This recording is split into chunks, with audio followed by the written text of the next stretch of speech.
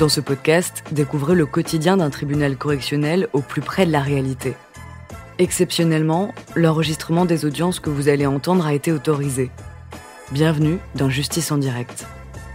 Nous remercions Emmanuel Vion, ancien vice-président de la Chambre correctionnelle de Chalon-sur-Saône. Bonjour, l'audience est ouverte. Vous pouvez vous asseoir. Monsieur.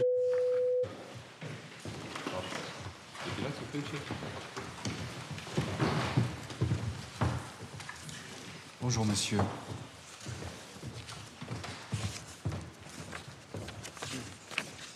Il vous est reproché d'avoir à Chalon-sur-Saône, le 6 avril 2010, outragé par parole, gestes, menaces, écrits non rendus publics, images non rendues publiques, de nature à porter atteinte à la dignité ou au respect dû à la fonction de M. Frédéric et M. Ludovic, tous deux fonctionnaires de police, gardiens de la paix, personnes dépositaires de l'autorité publique dans l'exercice ou à l'occasion de l'exercice de leurs fonctions. Vous reconnaissez les faits qui vous sont reprochés, monsieur ? Non. Les fonctionnaires de police qui étaient à bord d'un véhicule sérigraphié en tenue indiquent que de passage avenue de Paris, au niveau de rue Pierre-Loti, ils ont remarqué la présence de 3 personnes dans le hall d'un immeuble et précisent que ces personnes les outrageaient copieusement, disent-ils, par gestes. En l'occurrence, il s'agissait de doigts d'honneur, de bras d'honneur, et indiquaient qu'ils prenaient tous 3 leurs parties génitales en main à travers leurs vêtements en les montrant. Il précise que l'un des individus cachait son visage, qu'un autre était de billets, et le 3e était reconnu formellement, disent-ils, comme étant votre personne. Quelques minutes plus tard, vous avez été interpellé par l'équipage de police qui vous avait identifié, et vous avez été conduit au commissariat de police pour être placé en garde à vue. Les enquêteurs ont procédé à une vérification d'alcoolémie. Il apparaissait que vous n'aviez pas consommé d'alcool. Et lorsque vous avez été entendu en garde à vue, vous avez contesté les faits qui vous étaient reprochés. C'est-à-dire que vous ne contestez pas simplement les outrages, vous dites que vous n'étiez pas l'une des 3 personnes présentes dans le hall d'immeuble. Le tribunal vous écoute, monsieur. Le jour-là, j'étais en train de regarder le match. Je suis rentré vers 21h. Et entre la mi-temps, je suis descendu finir. Alors parlez plus fort, monsieur, on vous entend mal. J'étais en train de regarder un match de foot. Je suis rentré vers 21h. Et c'était entre la mi-temps, je suis descendu fumer ma cigarette. Et en descendant, je suis parti sur le côté de mon bâtiment pour fumer ma cigarette. Et d'un coup, la voiture de police, ils viennent. Et ils s'arrêtent, ils me disent contrôle. Et ils descendent, hop, ils me mettent les menottes et ils me ramènent au commissariat. Sur le commissariat, après, ils m'ont dit... Alors, les policiers indiquent qu'ils vous connaissaient bien, raison pour laquelle ils disent vous reconnaître. Vous connaissiez ces policiers ? Je ne les connais pas. Non ? Et vous pensez donc qu'il y a méprise de leur part ? Ils se sont trompés. Personne. Ouais. C'est parce que les faits s'est passé dans mon entrée, donc c'est pour ça et ça, je sais pas. Alors je crois que les parties civiles sont représentées par le bâtonnier. Des questions, monsieur le bâtonnier ? Pas de questions, monsieur. Alors, monsieur, vous avez déjà été condamné à plusieurs reprises. Le 20 septembre 2006, par ce tribunal, à 200 € d'amende de composition pour recel de vol, refus d'obtempérer. Le 22 janvier 2007, vous avez été condamné à 2 mois d'emprisonnement avec sursis pour tentative de vol aggravé par 2 circonstances.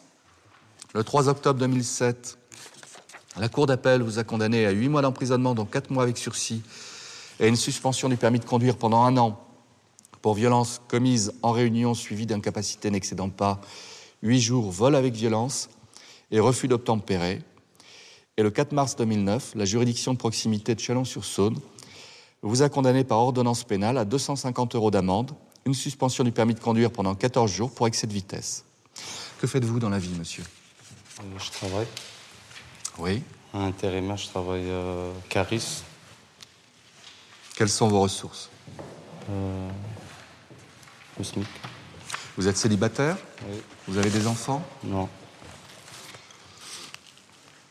Est-ce que vous souhaitez ajouter autre chose, monsieur? Je dis que moi, j'ai rien à voir. J'ai pas envie de ramasser pour les autres. Puis voilà. Ce jour-là, j'étais pas là.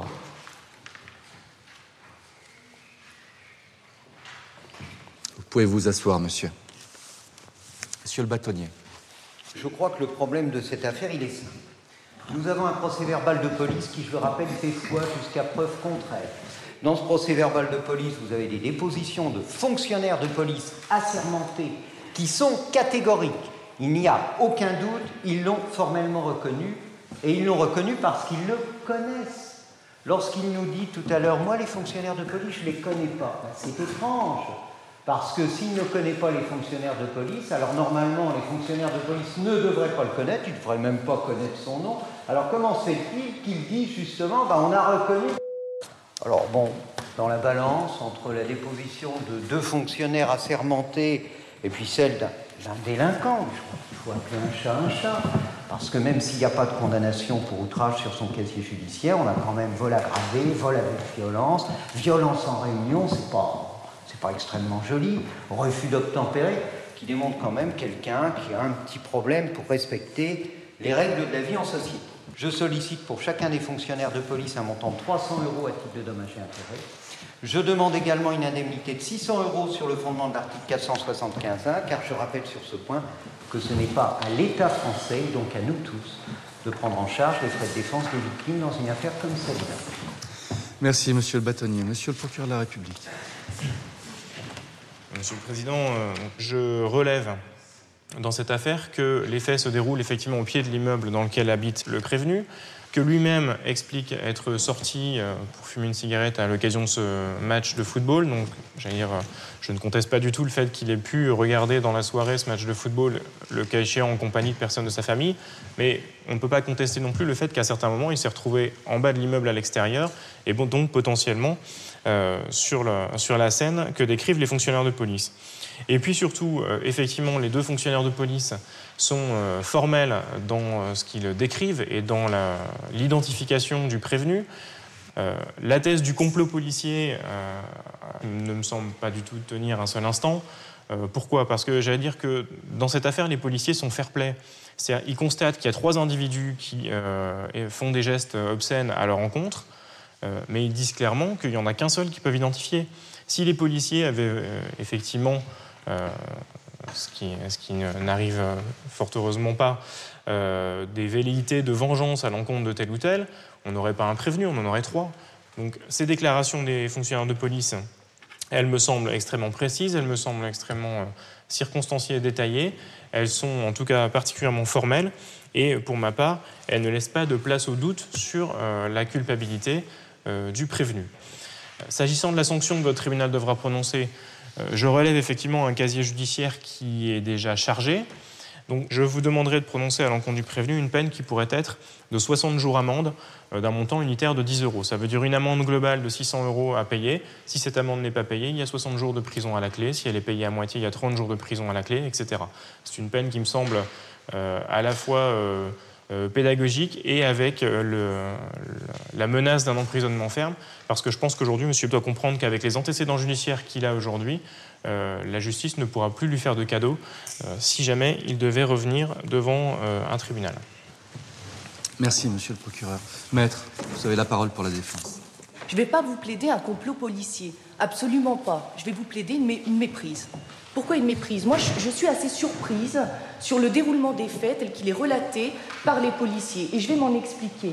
Effectivement, ils nous expliquent dans leur procès-verbal de saisine que de passage avenue de Paris, au niveau du 19 rue Pierre-Loti, à ce moment-là, ils constatent que 3 personnes les outragent.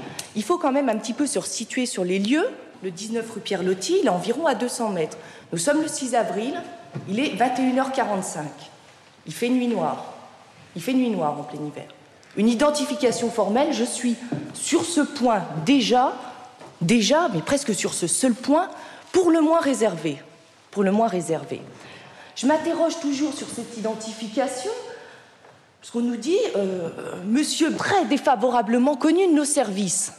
Alors, je me penche un petit peu sur le casier judiciaire, j'ai pris soin d'en noter quand même les éléments principaux. Très défavorablement connu. Je vous rappelle que les faits ont lieu le 6 avril 2010, que les derniers faits datent pour un excès de vitesse. Alors, je ne suis pas certaine que ce soit les mêmes fonctionnaires de police auxquels a eu affaire monsieur pour cet excès de vitesse.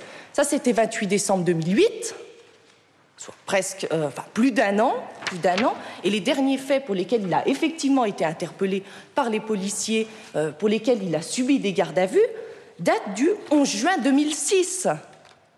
2006, presque 4 ans. Depuis, on n'a rien à lui reprocher. Absolument rien. Une identification formelle, je suis plutôt très réservée. Je suis aussi réservée parce que quand on nous dit que ce délinquant, parce que c'est comme ça qu'on le présente, sa parole ne vaut rien, eh ben non, elle ne vaut pas rien. Et malgré ces dénégations et malgré les éléments qu'il avancera, on ne vérifiera rien et on n'accordera effectivement aucun crédit à sa parole. Donc c'est pourquoi moi je vous demanderai, au vu du doute, de bien vouloir relaxer monsieur Stéphane de la poursuite. Merci maître. Monsieur, vous pouvez regagner la salle. La décision sera rendue après la suspension d'audience.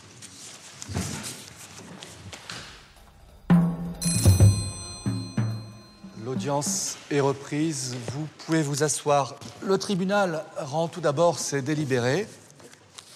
Monsieur, approchez. Votre avocate est repartie. Monsieur, après en avoir délibéré, le tribunal vous relaxe au bénéfice du doute. Vous pouvez y aller, monsieur. L'audience est levée.